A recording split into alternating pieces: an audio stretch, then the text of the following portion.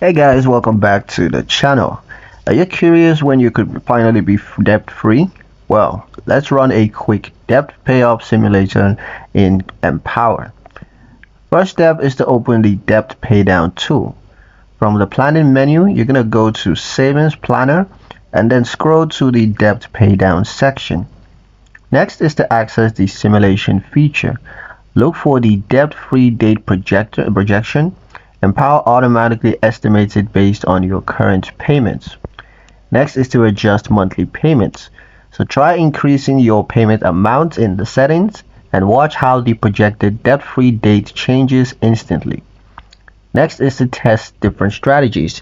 You want to compare the avalanche method, which of course is paying off high interest debt first, with the snowball method of clearing smaller debts first. Next and final step is to save your plan. Now once you found a strategy that you like, save it so that Empower can track your real progress. And that's pretty much it for the video, guys. Hope you liked it. Hope you found the information here useful enough.